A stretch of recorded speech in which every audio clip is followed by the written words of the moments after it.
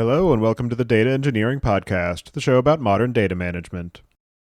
When you're ready to build your next pipeline and want to test out the projects you hear about on the show, you'll need somewhere to deploy it, so check out our friends over at Linode. With their managed Kubernetes platform, it's now even easier to deploy and scale your workflows, or try out the latest Helm charts from tools like Pulsar, Pachyderm, and Dagster. With simple pricing, fast networking, object storage, and worldwide data centers, you've got everything you need to run a bulletproof data platform.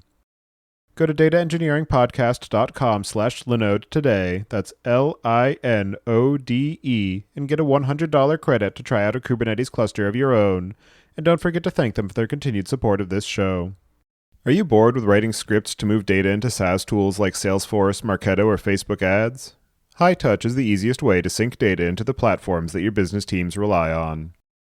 The data you're looking for is already in your data warehouse and BI tools. Connect your warehouse to HighTouch, paste a SQL query, and use their visual mapper to specify how data should appear in your SaaS systems. No more scripts, just SQL. Supercharge your business teams with customer data using HighTouch for reverse ETL today. Get started for free at dataengineeringpodcast.com/HighTouch. Your host is Tobias Macey, and today I'm interviewing Serge Huber about Apache Unomi, an open-source customer data platform designed to manage customers, leads, and visitors' data and help personalize customer experiences. So, Serge, can you start by introducing yourself? Yes, thank you, Thomas. So I'm Serge Huber. I actually have two hats. I'm the CTO of a DXP company called Jaya, and I'm also the project management committee chair of the Apache Unomi project at the Apache Software Foundation. That's just in a nutshell. And do you remember how you first got involved in the area of data? Basically, we were a CMS vendor to start with at Jaya. Very quickly, we realized that a lot of people wanted to have data associated with what people were doing on our systems. So we started looking into that and trying to figure out what the best way would be to sort of associate data and content. When we started looking at things that were out there to see what we could integrate with or if we should develop our own thing, and we didn't find anything really compelling. So that's sort of how I got started there. And we started two projects. We started first a specification around customer data exchange. So we did that at the Oasis Open Foundation. And there we did, initially it was called the context server specification. So we were around data, but we called it context because we were in the context of the web. And we're realizing that there was an emerging field called customer data. So that's really how I came to it and got involved with this. The other idea was also to do things in an open fashion, not using closed platforms or closed tools. In terms of the Unomi project, I'm wondering if you can give a bit of an overview about what it is that you're building there and some of the story behind how it got started and some of the early decisions that you had to make in terms of what the capabilities needed to be and how you wanted to architect it. So that actually ties in pretty well with what I was just saying. We're basically, we were looking for a way to integrate data with our platform. We were looking for open source tools because we were always based on open source. And we found a few things, but nothing that really fit the bill. And so the idea was we work on the specification. And the specification was really about trying to figure out a standardized way to access data and push it in and pull it out. This was pretty abstract, and I was getting very confused by it, to be honest. So I started hacking around, and that became the basis for the Unomi project, which started as a project at our company. But very quickly, we realized that it made more sense to do this in the open. And as we're dealing with data that can be sensitive, that can be specific to visitors. I mean, you have people that are coming onto your systems and you know more and more about them. We were really early in the concerns of data privacy, data management, and how to actually do something in the most transparent way possible. And that's where the idea of doing this in the open and then contributing to the Apache Software Foundation came to say, we want full transparency on what's going on with the data. And the best way to do that is to have an independent project that shares the full source code of what's going on with that data. And yeah, that's the basis of the Unomi project. As far as the overall aspect of customer data, there have been a few different systems that have branded themselves as customer data platforms, possibly the most well-known being Segment, and then some of the followers on like RudderStack. And I'm wondering if you can just talk to some of the kind of goals and target use cases that you're focusing on with Unomi and how that might compare to what the Segments and RudderStacks of the world are doing in terms of their kind of system design and architecture. Yeah, that's a very good question. So, I mean, Unomi really started as a tool to fit our needs, and our needs were pretty basic. It was to have something that was capable in real time, collecting events, behavior of visitors that were coming into our system.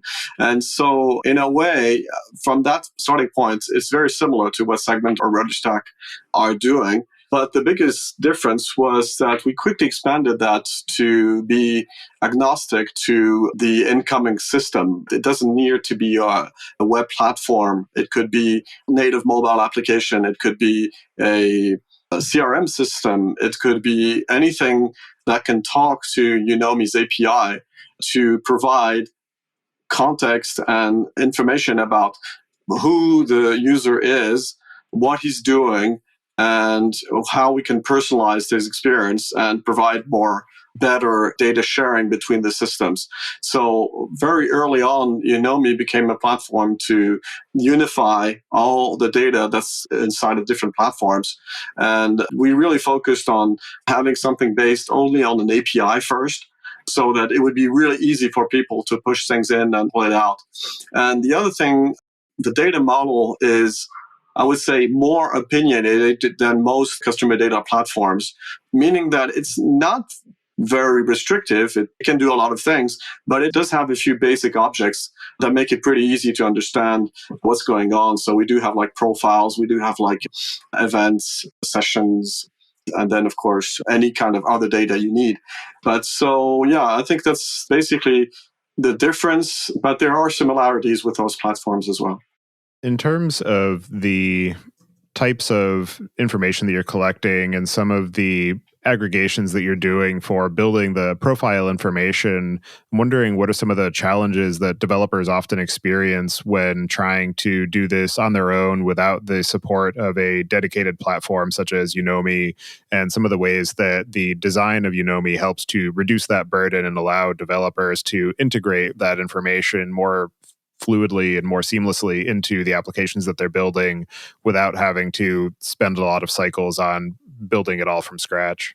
Yeah, again, that's a very important point because, I mean, the same way we built Unomi to serve our needs, so we wouldn't have to do this from scratch. I mean, we did start the project, but one of the ideas was really to help the platform improve with more people using it.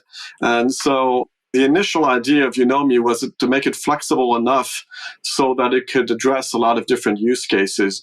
And at the same time, that it would be easy enough to understand, integrate with, so that it would be compelling in terms of not having to rebuild something from scratch to fit your needs. And this ties into two examples of usage of Unomi that really surprised me. One of them was a company that was actually already doing event collection and had their own way of collecting events. But then they realized that the way you could use Unomi to analyze those events and build real-time personalization was more powerful. So they choose to do that. But Unomi had some problems with doing that because they were doing something very strange with events. And most people consider events as unmutable data. I mean, data that's timestamped and stored and never touched again. In their case, they were actually modifying the event data over time. That was not a use case that was compatible with Unomi at the time, but they contributed to the project's extension that made it possible. And the idea of the project is to have that flexibility and to be able to adapt to use cases that might not have been anticipated. And that way you can address a lot more people. And another use case that was very interesting was people actually not doing this with customers, but with patients. So we had an application where people were using Unomi to track people that have addictions. like additions to drugs or stuff like that. And these people you have to keep track of, otherwise they will relapse and stuff like that. So they were using Unomi in that way. And again, it's something that I don't think, people would have done if they had to start from scratch or build something based on another platform. As far as the sort of architecture of Unomi, I know that in terms of the sort of system requirements, it's actually fairly lightweight, where a lot of systems such as RudderStack and Segment require you to have some sort of cloud data warehouse in place.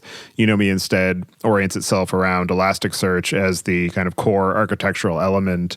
And I'm wondering what the thinking was in terms of the design requirements and system requirements and the target user group for Unomi that influenced your decisions to focus on Elasticsearch as that core storage location, and maybe what the kind of technological landscape was at the time that you started it that also fed into that decision.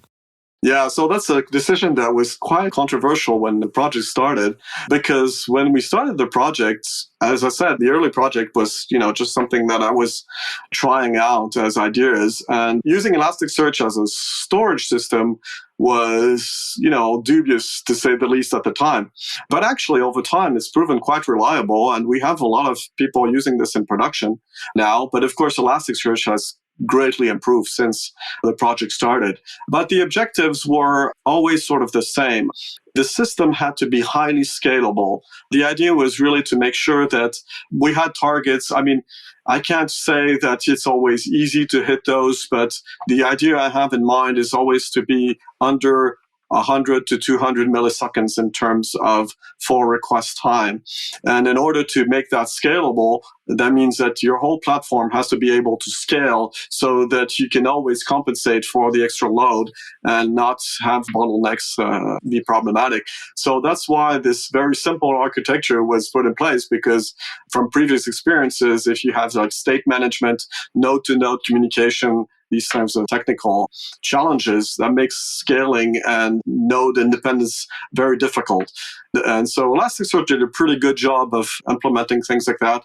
We were quite happy with that. And so that served really the purpose of having this backend that was high performance and scalable. And then Unomi added on top of that the rule system that was needed to offer the real-time personalization and segmentation. So digging more into Unomi itself, I'm wondering if you can talk to just the overall system design and the capabilities that it provides and how it might fit into an existing application architecture or somebody's data infrastructure, and kind of the designs and decisions that have gone into sort of the API specification and how you think about sort of where to deploy it and when to use it.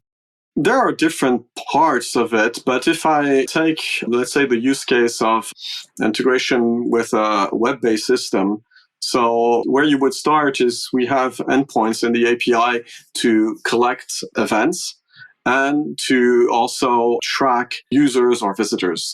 And so basically, the main endpoint will be the one that's basically taking those things as input and keeping an identifier and building progressive profile of the person interacting with Unomi. At the same time, we have a system where you can actually send queries to Unomi to know if this user matches a specific set of conditions. And that's used for personalization. So basically, you can say the basic use case is this user from a specific country? I mean, that's a really very simple condition. But you could also have more complex ones where you say, has this user come in the last X days and visited this page and whatever. You can build really complex things. And that way, then you can build personalization based on that, and you can access profile data at any time. So that's would be the basic API for real-time personalization, tracking, and event collection. Then at the core of Unomi's functionality is the rule engine. The rule engine is basically, a rule is a very simple, you have the condition, like when this condition, then you do a set of actions. And conditions always react to events. So basically, if you, for example, you have an event that comes in, so a user has clicked on something or he has viewed a specific screen, if you're in the case of a mobile application, or in a support system, he has opened an issue or whatever the event is, you can associate it with a rule. And if that rule's condition matches the incoming event, you can then execute actions. Unomi has an extremely flexible system of conditions and actions. You can build your own conditions that you deploy to Unomi, and as well as the actions. And so Unomi comes with built-in conditions and actions, but you can provide your own. And this rule system is, a very basic thing to sort of explain, but it's incredibly flexible, and the rules are all executed in real time. So as an event is coming in, it will immediately trigger rules. Those rules will perform actions in real time. So an action could be update the user profile with a specific property, or it could be call a third-party system, for example, a CRM, and see if the CRM has any information about this profile, then pull that data back and perform any action you want with that. So the rule system can serve as an orchestration system, and it can all happen, dynamically. And of course, other usual services provided by CDPs, such as segmentation, are of course also built in. And there's also, of course, import, export, and there's all kinds of other services that you find in typical CDPs. Now, one thing I should mention is there's a lot of confusion around the CDP term. I would describe Unomi more as a CDP engine than of what a lot of people consider as a CDP, because Unomi does not have a UI. It's an API-based platform. If people are looking for a CDP as a full-based product that has a UI, that's not what Unomi is, at least not right now. Given the fact that it is API only and doesn't have that UI element to it, it's definitely very much a developer-centric project. And I'm wondering how that focus has influenced some of the kind of feature decisions and prioritization as far as engineering effort and some of the limitations that it imposes in terms of where you might want to use it. That's where the community comes in, I would say. The nice thing about having a project at Apache is it's very visible in the software engineering world. So people will pretty quickly discover the project and then come with their use cases. So they've sort of done the work already at that point of, saying, okay, does this look like it's in the sort of field of my needs, and will it match or not? And then that's where they will start a discussion with the other community members and say, okay, can this work or not? Do we need anything that's not there? And, that's something that works pretty well. One of the things that's pretty surprising about the community is that there's a huge silent community that we still want to talk to a little bit more, because we just had our first meetup and we had a lot more people show up at the meetup, but we have in our Slack channel over 150 people that are constantly in the channel and that are mostly just, not very active, but they're clearly following the discussions and things. So there's clearly a community of people, developers, of course, that are using the system, that are interested in it, and that are contributing, to their own abilities. That's definitely something that's happening. Now, one of the challenges is that Unomi, being a Java-based platform, there are a lot of people using Unomi as an API, so they don't need to know any Java to use the system. Now, if they want to contribute extensions, that's where it becomes a little bit more tricky if they don't have experience with Java. But we are working on that, and we are, for example, adding in the new versions possibilities to, for example, build actions using other languages such as Groovy.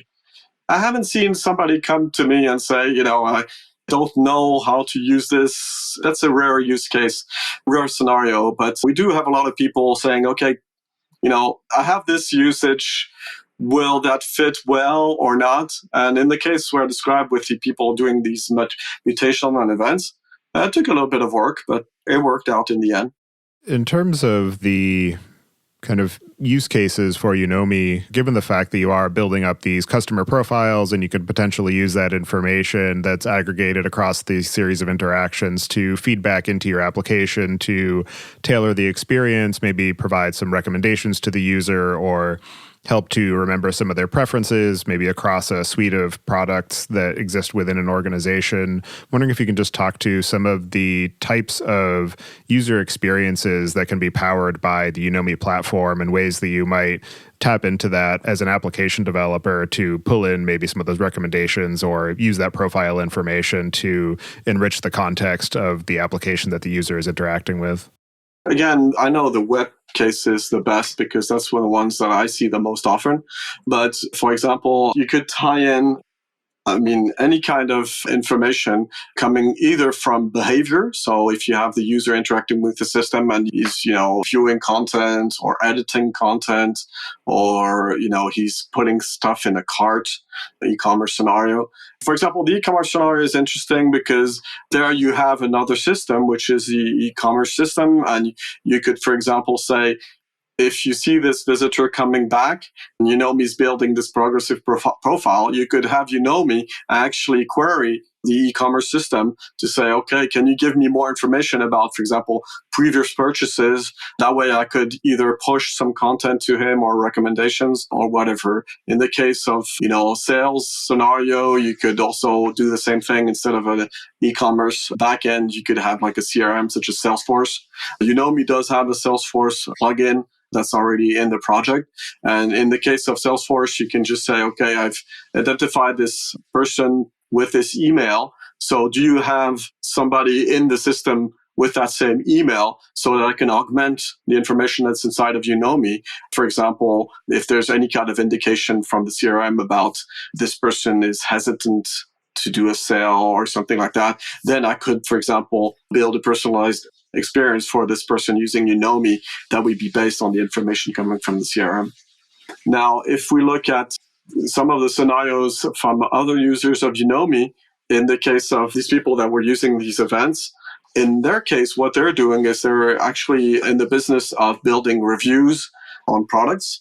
And so they're using Unomi to study the behavior of people on reviews, what they're doing, the type of language they're using in their reviews and stuff like that. And that could be used from anything to detecting spam to actually suggesting more reviews based on the products that they buy, for example, if it's tied in with the e-commerce system. So you can really, with, I would say, very little amount of work, tie into a lot of systems. Unomi is more dependent on external systems providing access than the opposites. Usually Unomi as an open book mostly, and so you will be able to do whatever you want with the data that's in Unomi. But if you're trying to access data from other systems, you'll be more dependent on what those systems let you access. As far as the ways that people are maybe building up these different user experiences, if they're not already using Unomi, what are some of the alternative infrastructures or architectural and software patterns that they might lean on to be able to get a similar outcome for their end users?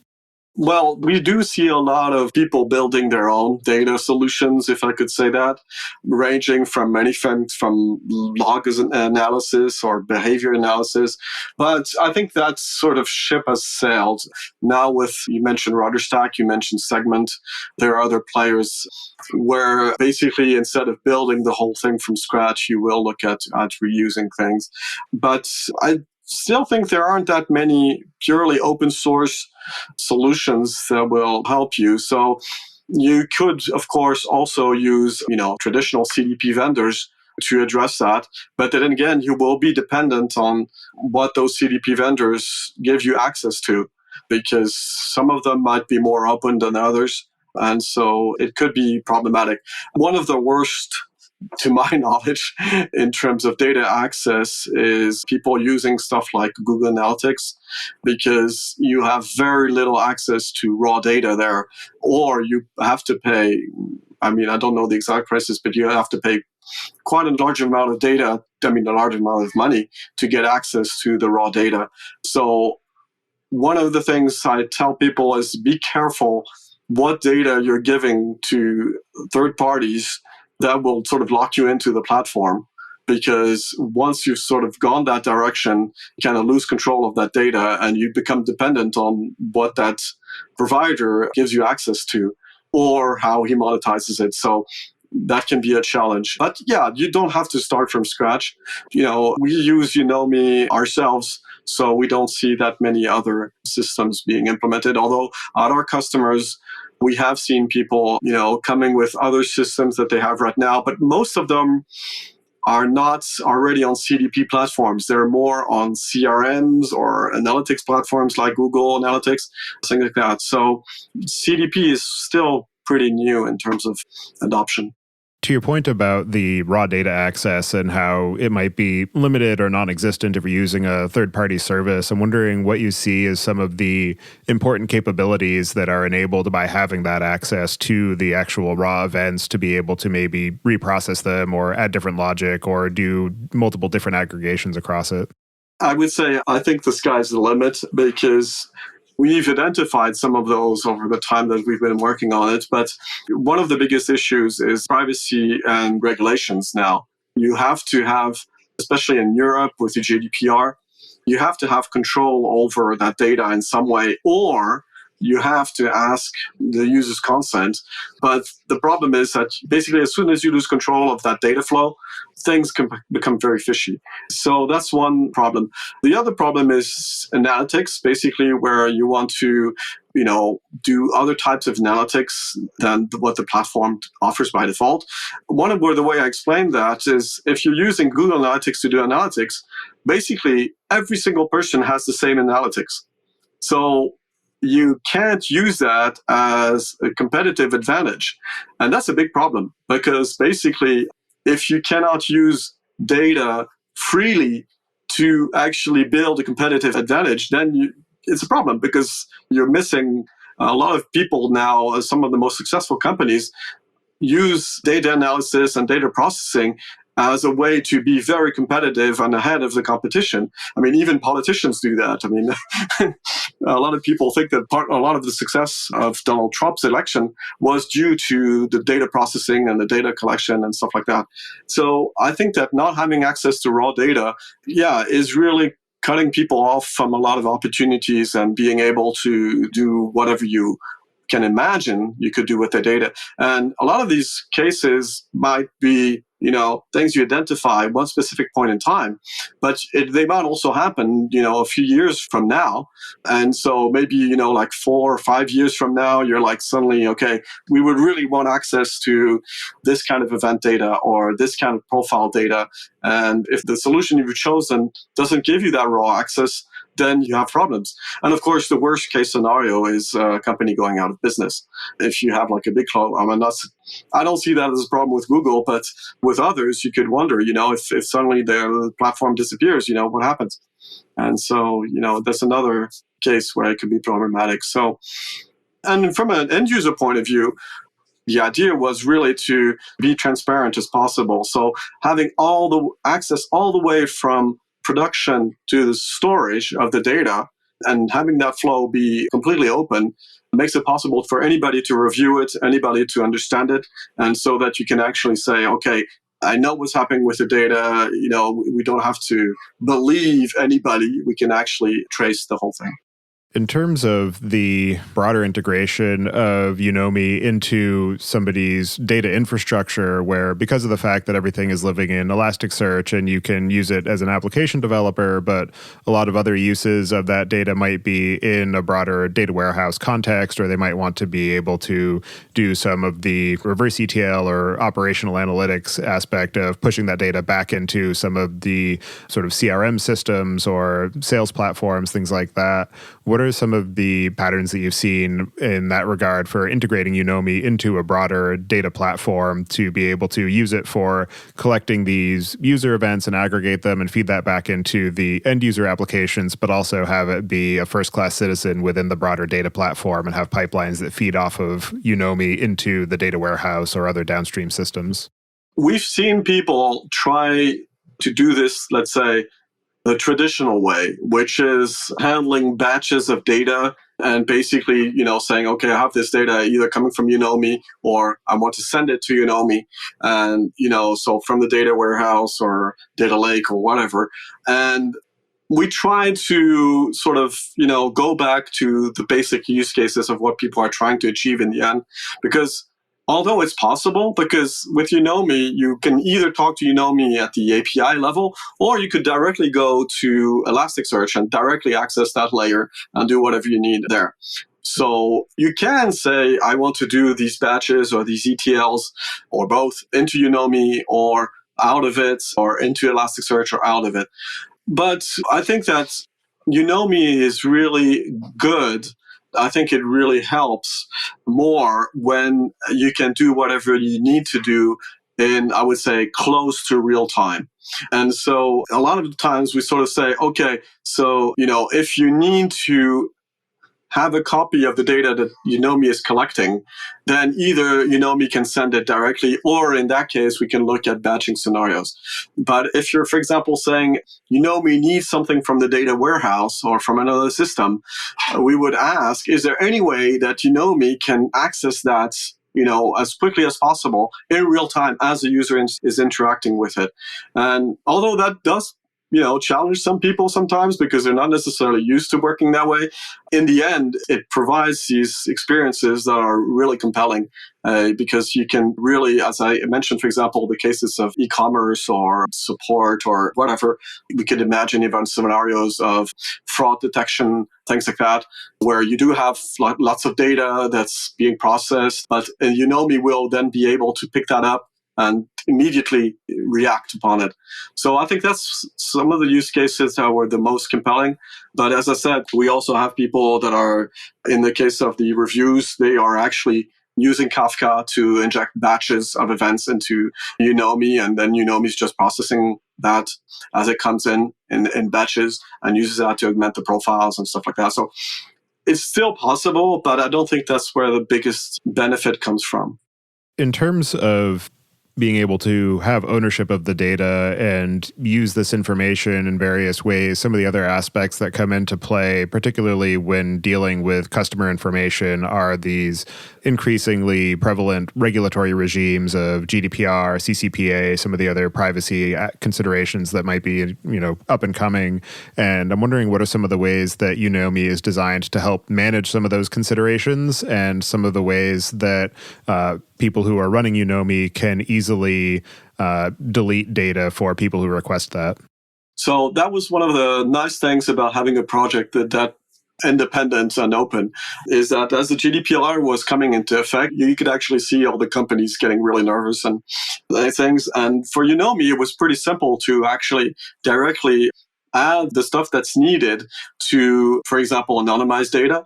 So one of the things you can say is, you can say inside of Unomi, okay, these properties are personal properties, so either they should not be stored or they should be erased upon a request. So in the API, you can directly say, for example, delete all my personal information. And Unomi actually went a little bit further than that. Is Unomi also has a built-in consent API. So you can directly store consents inside of the profiles. So in a way, it's like a consent aggregator kind of thing, where you can use Unomi and say, okay, for example, if you have third-party data that's being sent to third parties, you could then have inside of the Unomi profile a consent that says, okay, we have this consent, and it will allow us to send the data to the third party. Also, the consents were designed to fit with the requirements of the GDPR. I mentioned GDPR because, I focus on that one because since it was on the early ones, they went pretty far in terms of specifying things. And one of the consents, and I'm still wondering how many people are actually compliant with this, is that consent is not infinite. Consent has, if I remember this correctly, has a maximum duration of 2 years. I'd have to double check that. But the system that was developed creates a consent. For example, if you grant a consent for having mail sent, the consent would automatically have an expiration date in 2 years from now. Things like that. So yeah, I'm not saying it's perfect. A lot of the APIs were done very early on, and they are more tools than opinionated. For example, consents will not directly trigger actions. So if you change a consent, you will actually need to set up a rule that says if this consent is granted or not granted, then you perform such an action.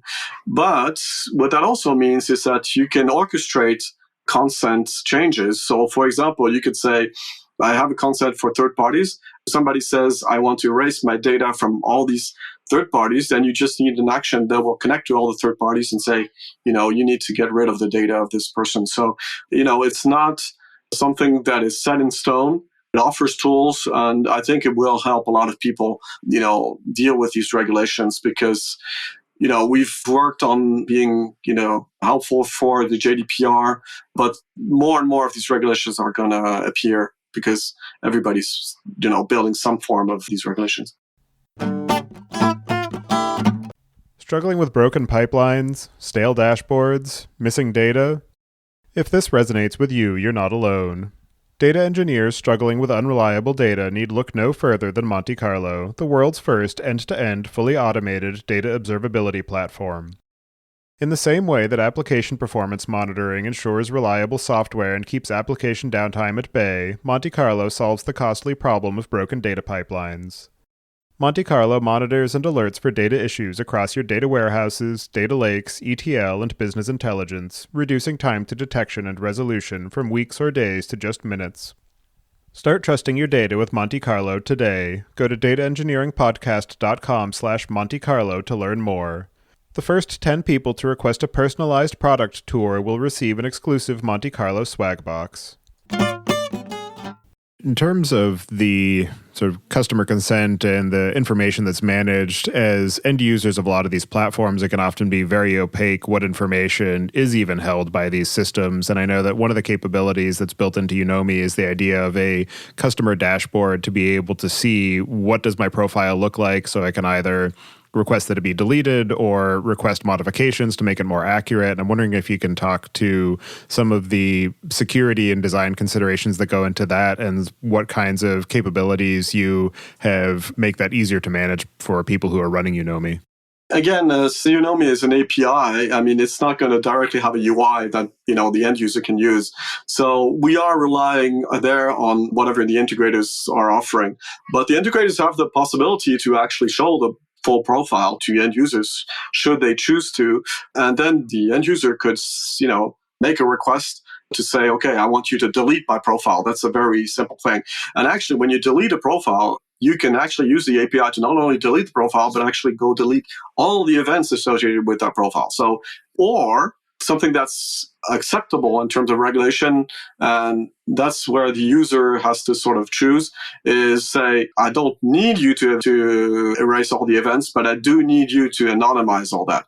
So that's some of the things. And Unomi was actually modified to collect less information than it used to initially. Because, for example, in the GDPR, the IP address was defined as a personal identifier. So a lot of the information that Unomi was collecting stored the IP address. So we changed that so that we're no longer doing it by default. You can still do it if you really wanted to, but by default, the system will try to avoid that. So again, it's really offering a toolbox that makes these things much easier to do. We have these discussions a lot about, what is acceptable, what is not acceptable to do with profile data and customer data. I personally think that we should explain as much as possible to people what these systems do and how they're built, what they can get out of it, and what the company can get out of it. But the person doing the explaining is somebody you have to trust, and that person has to be able to trust the whole chain. And so Unomi was part of that sort of thinking, was making sure that the systems could be as trustworthy as possible. And then based on that, the trust could go all the way up to the end user so that he would be more willing to use the systems than not. So, it's always difficult because, we're now seeing all these exaggerations of people using too much customer data and abusing it. So it's always a challenge there.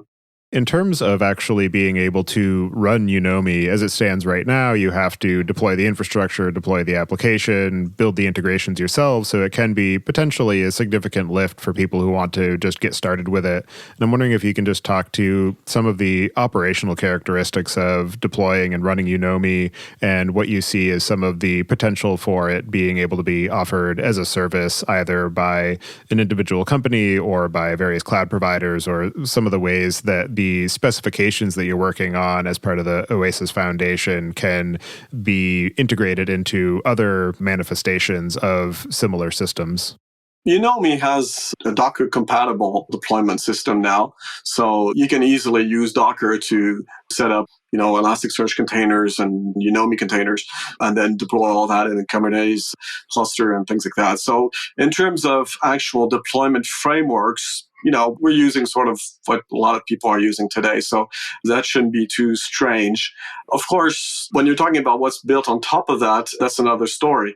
But before I go into that, I want to address the service provider. So, Apache Unomi is completely independent. My company doesn't own it. We contribute to it quite a lot, but, it's really an independent project. So, if any of the big cloud providers, Amazon or Google or any others wanted to provide Unomi as a service, there's nothing preventing them from doing that. And maybe there would be even an incentive at some point to do that if Unomi becomes something that's interesting to enough people. Now, of course, a lot of people will need additional features or services. That's where other companies can offer value on top of that. And that's one of the things that my company does. So, yeah, that's sort of the different things that you can do. But I think that most people can use it, and most people already use it. I should mention that there is a Drupal integration also. And so Drupal is a completely different technology stack. It's been built in PHP. And so you already have plugins that make it possible to use it with Drupal. In terms of the work that you're doing with Unomi and how you're using it in your business, I'm wondering if you can just talk to some of the ways that you've used it in different applications that you've built, or some of the capabilities that you're layering on top of it. Unomi has, like all the services that we talked about, but there are a few services they're not available in Unomi. And for example, one of the things is that we built on top. And so we're still using, the basic Unomi that everybody can deploy. So we build extensions to that. So for example, we'll be adding what we call custom items, which makes it possible to store other types of objects inside. And associated with that are recommendations. So basically saying, I want product recommendations or, any kind of recommendations. So that way you can easily use the platform to offer that. And then the core really business that we try to do is a strong integration of content. So any kind of content that you manage, whether it's text or data files or web content or any kind of content and data. So here really the idea is to make it extremely simple for, just for example, digital marketers to be able to provide personalized experiences. And here we use Unomi as the main engine to do all the work, but it's tied into here. There are, of course, UIs and everything to make it very easy for end users to build personalized experiences and to have those evolve over time and react in real time to what the users are doing. Or also, we also provide connectors between Unomi and all the different platforms I talked about, like CRMs and other types of data sources. So it's sort of like a complete package where people can just come and purchase the whole thing. But Unomi is really a key component of what's going on behind the scenes. In your work of building Unomi and working with the community and providing services on top of it, what are some of the most interesting or innovative or unexpected ways that you've seen it applied? Yeah, so for me, one of the most surprising was definitely, I talked about it earlier, but the tracking of people with addictions. That came out of the blue.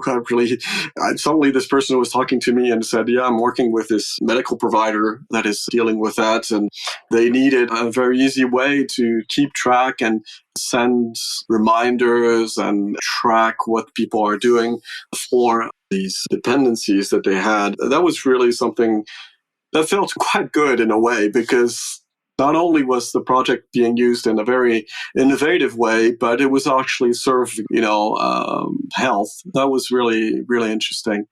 Yeah, there are other uses out there, but unfortunately, I'm not aware of all of them. I know that there are some users in China, for example, but I have no idea what they're doing with it. So I wish they would tell me because it'd be interesting to hear back, but it's not an obligation. Anybody can use the system as they see fit, and they don't need to tell anybody about it. That's been one use case that's been very interesting. Yeah, apart from that, it's pretty standard usage that we see people building personalization into either mobile applications or into websites. In your experience of building the project and helping to grow it and, again, interacting with the community around it, what are some of the most interesting or unexpected or challenging lessons that you've learned personally in the process? One of the lessons was that if you're building a project like that, that's basically API first, your documentation and your onboarding has to be very strong. And that's been a real challenge because we haven't had many contributors directly get involved with that. So yeah, that's been challenging because you have to provide a big effort in terms of not only building the tech, but really, exposing its value and explaining how it works and stuff like that. So that's been a challenge. It's a lot better now, but I think there's still a lot of room for improvement there. But, as the source code is out there, a lot of people have been figuring it out on themselves. I'm always surprised by it. But I think the project would be even more popular if it was easier to, just learn, I would say. So that's been a very interesting thing. The other thing that was also a good lesson was, if you see these edge use cases, it's easy to dismiss them and say, do we really want to go there? And as you're trying to build a community, you have to be very inclusive. And you have to make sure that you're enabling people with as much empowerment as they can get. That's the best way to build a community. But it's not easy to do that with a project that you started. It's sort of like your baby and you have to let go. And so that's also a challenge. But now it's really interesting and we've had a lot of contributions over time. And another thing that's also challenging with projects like this is you might have these bursts of interest where suddenly you have a lot of people that are interested and then suddenly nothing happens for like 3 or 4 months. And then it happens again. And so you don't deal with this the same way you would a regular, I would say, commercial-based project where, you're always very busy with things and stuff like that. And here it can go in waves. So what's important is that as soon as there is interest, to make sure that that interest is actually being addressed and nurtured very quickly. Because, people might move on to the next thing or they might get frustrated and decide to build their own, which can be very frustrating. I know for one case of somebody that was sort of running into issues and he started rebuilding Unomi on the side, his own kind of version of it. That's, for me, a waste of everybody's time in a way because it's not a good idea.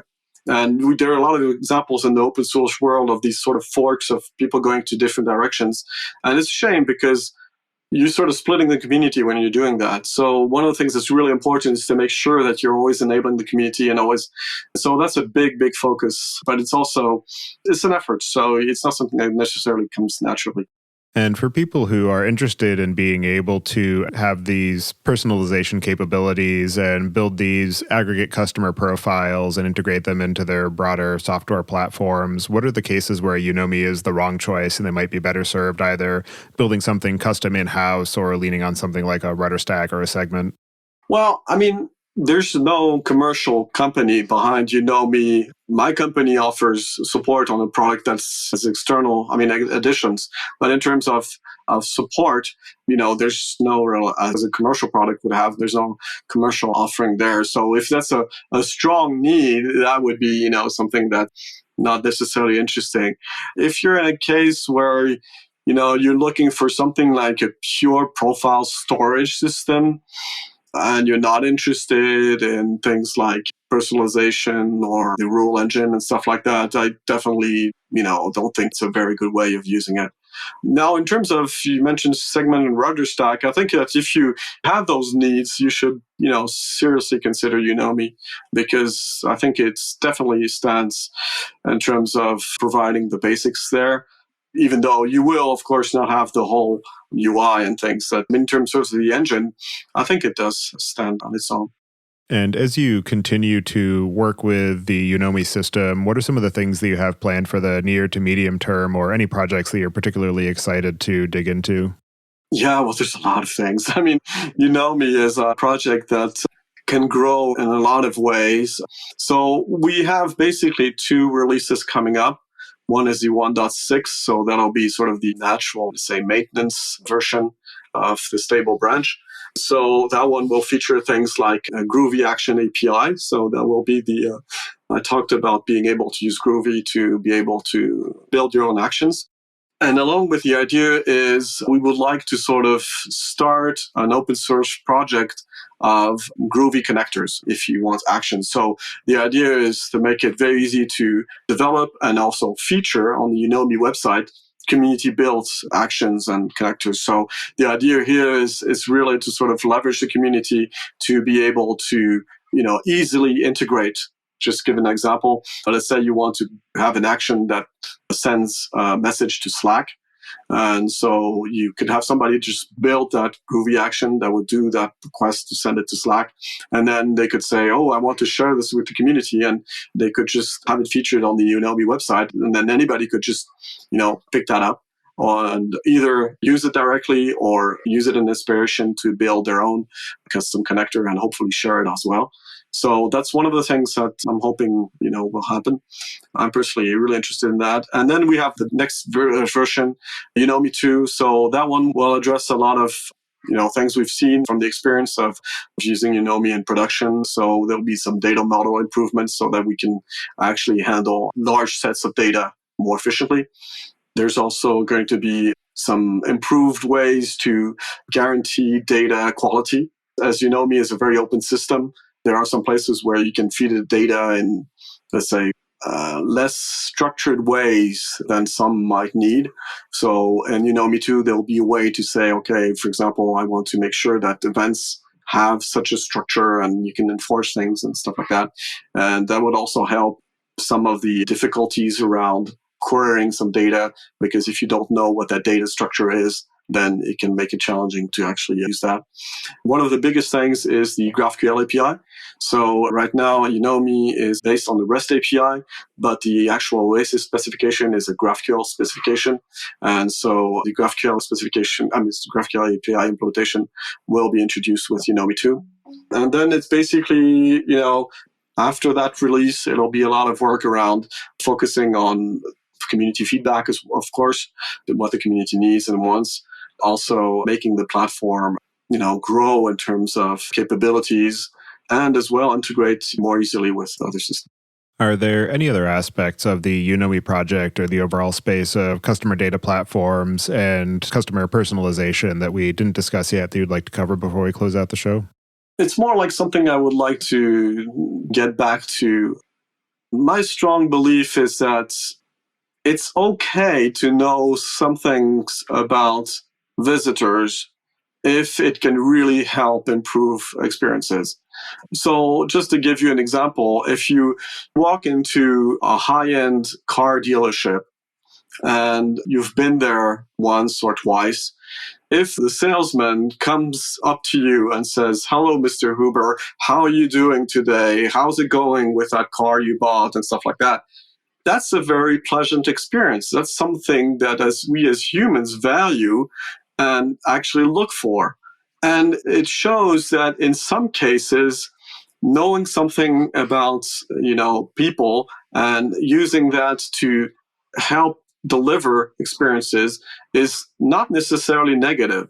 Now, unfortunately, the industry as a whole has gone way too far with this, shown us, there's always that example of the Target personalization where I think his father's dad was sent, baby clothes without her daughter even knowing that she was pregnant and stuff like that. I mean, I'm not even sure if that's an urban legend or if it's actually true, but I think there's some truth to it.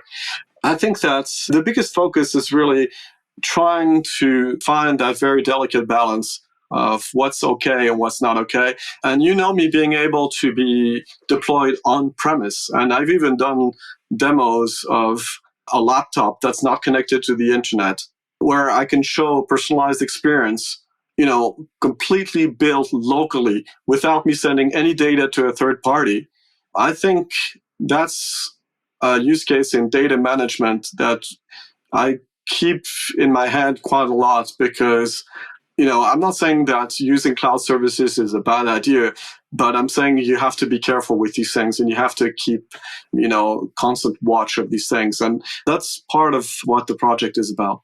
All right. Well, for anybody who wants to get in touch with you and follow along with the work that you're doing or get involved with the Unomi project, I'll have you add your preferred contact information to the show notes. And as a final question, I'd like to get your perspective on what you see as being the biggest gap in the tooling or technology that's available for data management today. As an end user, if that data concerns me or concerns stuff I've done, I would like to have some control over it. And I would like to be able to either know what's going on with it and at the worst, be able to perform a request for deleting it. Where things get pretty awkward nowadays is even us developers are growing older. And as you pass away, that data legacy is becoming an issue. I think we're going to need ways and tools to help in a reasonable way. I'm not talking about the extremes now anymore, but as we want to manage that data. And, for example, I know as a personal experience that it's way too hard to deal with data from a family member that's passed away and that's still out there on the internet. I mean, I'm still getting recommendations connecting with my father-in-law on Facebook, and he's passed away. And so I think there's definitely something missing there. And I don't believe the industry is deliberately not trying to address that, but I think it doesn't have a lot of visibility right now, and hopefully it's going to be addressed in the future. But as a broader way, it's all the issues about data management for end users and privacy in general. All right. Well, thank you very much for taking the time today to join me and share the work that you're doing on Unomi. It's definitely a very interesting project and fills an interesting and necessary gap in the overall ecosystem for being able to help developers make their products more accessible and more pleasant to use by their customers. So appreciate all the time and energy that you and the community have put into that, and I hope you enjoy the rest of your day. Yes, thank you, Tobias. It was a really interesting discussion and questions.